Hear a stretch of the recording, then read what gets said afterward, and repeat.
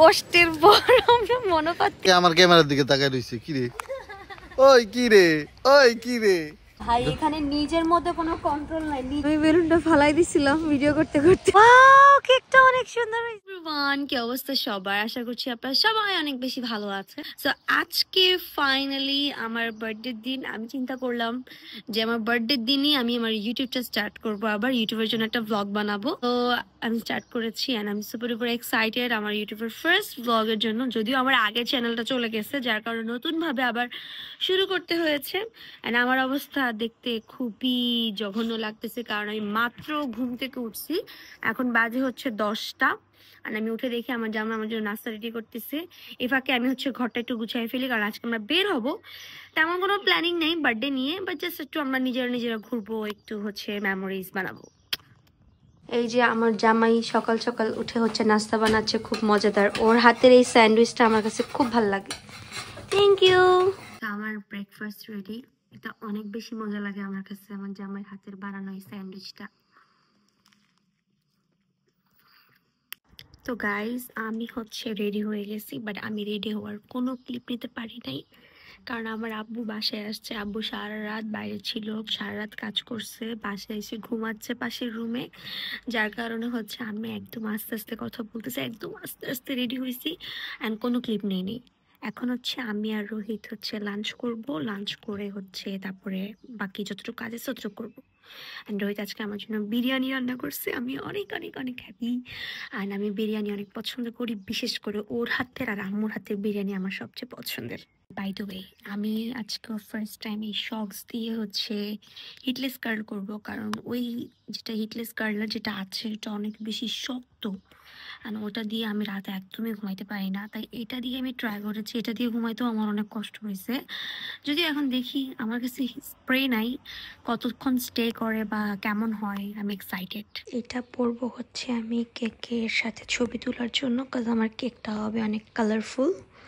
And এখানে একটা black colour dress রেখেছি, এটা পরবো আমি যখন কেক কাটা শেষ হবে বের হবো তখনের জন্য। এটা নিয়ে আমি অনেক কনফিউজড, যেটা আমি কেটার সাথে পরবো নাকি এটা আমি রেখে দিব। আমার জামাই হচ্ছে সালাদ বানাচ্ছে, আর এখানে আমি ওর জন্য আর আমার জন্য বিরিয়ানি নিয়ে চলে আসছি একবারে রুমে, আমাদের রুমে চলে আসছি। So I am so happy.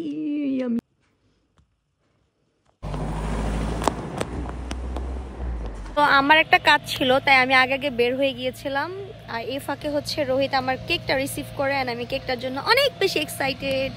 Hello guy, আমি হচ্ছে ফুল পাচ্ছি না, এদিকে আজকে এখানে পরিষ্কার করা হচ্ছে। অ্যান্ড এখানে একটু পাইছি, তাও এটা হলুদ কালার, আমার দরকার ছিল কালারফুল ফুল। কিরে এটা করতে, আমি বেলুনটা ফালাই দিছিলাম ভিডিও করতে করতে, বেলুনের পিছনে ভাগতেছে। ওয়াও কেকটা অনেক সুন্দর হয়েছে,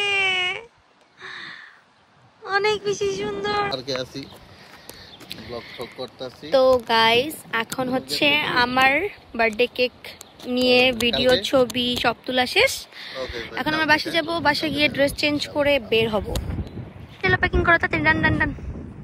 আমি আজকে সব ফটোশ্যুট এখানে করেছি, আমার আর কোনো প্লেস নাই, আমার আর কোনো জায়গায় ফ্লাওয়ার নাই কোনো জায়গায়। আজকে এমন একটা ওয়েদার, মানে রোদও আছে, মেঘলা মেঘলাও, বাতাসও আছে। এখন বাসায় গিয়ে আমি লিপস্টিক চেঞ্জ করব, ড্রেস চেঞ্জ করব, তারপরে বের হব। ইয়ে আর এত সুন্দর হয়ে গেছে, কিন্তু আমার ছবি ভালো আসবে না মনে হয় এই ওয়েদারে, কিন্তু ঘুরতে অনেক মজা হবে। সকালে এত রোদ ছিল আর এখন পুরা মেঘলা। আর আমাদের বাস আসবে হচ্ছে 3 থেকে 4 মিনিটের মধ্যে, যাই না বাস ধরতে পারবো কিনা। ফাইনালি আমরা বাস ধরতে পারছি। এরপর আমরা বাসে করে চলে যাই হচ্ছে পন্তে মামা, তারপর সেখান থেকে আমরা চলে যাব হচ্ছে তেরমিনি থেকে যাব হচ্ছে আমরা ভিলা বর্গেসিয়া। ইতালিতে কিন্তু যাতায়াত নিয়ে কোনো সমস্যা হয় না। আমাদের বাসা থেকে এই একটা সমস্যা যে আমরা হচ্ছে কত কিছু চেঞ্জ করতে, বাস, মেট্রো, ট্রাম, কত কিছু চেঞ্জ করা লাগে। এই জন্য যাইতে যেতে আমরা টায়ার্ড হয়ে যাবো। আমার জামাই তো ঘুমাই গেছে একদম, আরেক ধাপ ঘুমাবে সামনের মেট্রো। সবসময় এরকম ভিড় থাকে, কারণ এই মেট্রো লাইন এই টার্মিনিতেই হচ্ছে কিন্তু 2 আমি আসলে যেটা বলতে চাচ্ছিলাম সেটা আপনাদেরকে আমি বুঝিয়ে বলতে পারতেছিলাম না, তাই হচ্ছে পরে আমার হাজবেন্ড হেল্প করে। তো দুইটা মেট্রো আর কি মেট্রো চেঞ্জ হয়, মেট্রো লাইন চেঞ্জ করা যায়। তোমার মেট্রো রুমের ভিতরে 3টা মেট্রো আছে, metro A, metro B, metro C line. ওই জায়গা থেকে এদিক চলে আসে, ওই জায়গা থেকে মেট্রো লাইন চেঞ্জ করা যায়।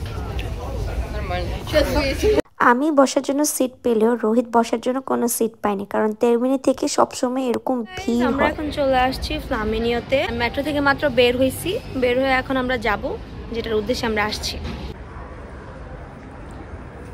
এখন বাজে হচ্ছে 5টা, আর এখনো পুরো আলো, কারণ অন্ধকার হবে হচ্ছে রাতে 9টা বাজে, মানে 8:30 বাজে অন্ধকার হবে। এখানে বাইরে অনেক বাংকার বসছে, যেখানে অনেক সুন্দর সুন্দর সামারের জুতা, সামারের ড্রেসও পাওয়া যায়। এই বাসটা কি যাবে কিনা আমরা জানি না, আমরা এখন গুগল করে দেখতেছি। যদি যায় তাহলে আমরা উঠে যাব, যদি না যায় তাহলে আমাদেরকে হেঁটে যেতে হবে। ফাইনালি আমরা বাসে উঠে গেছি, এখন পুরো বাস খালি, এর জন্য আমি তো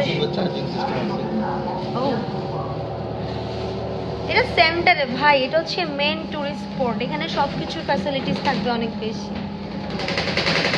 সে আমাকে জোর করে ইউটিউবের জন্য ব্লগ বানাচ্ছে, কিন্তু পুরো ব্লগে তার কোনো কথা নেই, সে রোবট হয়ে গেছে।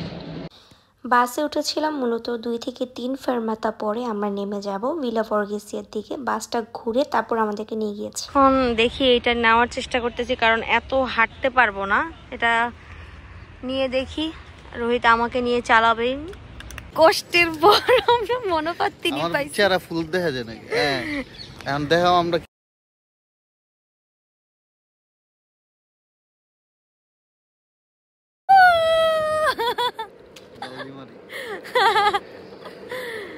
আমার জামাই অনেক খুশি, কিন্তু আমি অনেক ভয়ে আছি, কোথাও আমি বিশ্বাস করি না।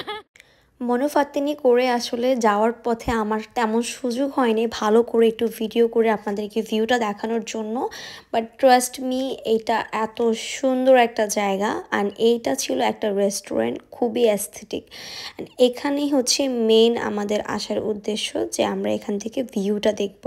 আর এখানে যে প্রত্যেকটা মূর্তির পিছনে রয়েছে অনেক হাজার হাজার বছর আগের স্টোরি। অ্যান্ড প্রত্যেকটা প্লেস ছিল পিকচার পারফেক্ট, বাট আমি তেমন ভালো পিকচারই পাইনি। যাই হোক, তারপরে আমরা চলে যাই হচ্ছে কিছু খাওয়ার জন্য। আমাদের একটু ক্ষুধা লেগেছিল, তাই আমরা হচ্ছে একটা স্যান্ডউইচ খাই। অ্যান্ড তখন অনেক বেশি বৃষ্টি শুরু হয়ে যায়, মানে ওয়েদারটা পুরো পারফেক্ট ছিল ঘোরার জন্য। আজকে ঘুরে এত ভালো লাগতেছে, এখান থেকে আমরা হচ্ছে পুরো রোম সিটি দেখা যাচ্ছে, এটার ভিউটা অনেক বেশি সুন্দর। কথা বলতেছি, এখানে দেখো সবাই কি বেঁধে দিচ্ছে। এখান দিয়ে হচ্ছে উইশ, অনেকে হচ্ছে উইশ করে এটা বেঁধে, এটা বিশ্বাস করে যেটা পূরণ হবে।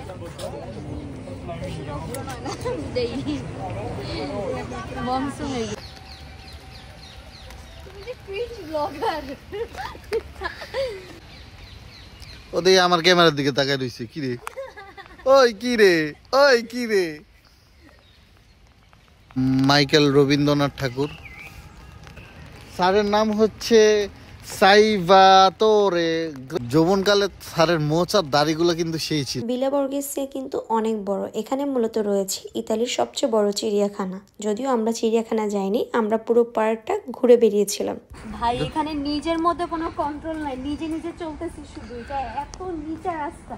ঘুরতে ঘুরতে দেখলাম যে আকাশ আস্তে আস্তে কালো হয়ে যাচ্ছে, তার মানে অন্ধকার হয়ে যাচ্ছে। আর আমরা দুজনই অনেক বেশি টায়ার্ড। তারপর আমরা চলে যাই একটা আইসক্রিম খাওয়ার জন্য। আমরা সবাই জানি ইতালির রোমের জেলাতো কেমন ফেমাস আর কেমন মজা। সবচেয়ে মজা হচ্ছে ইতালির পিৎজা, তারপরে জেলাতো, তারপরে হচ্ছে আমরা সেই জেলাতো শেষ করে পিয়াজা দেল স্পানিয়া ঘুরে বাসে চলে যাই।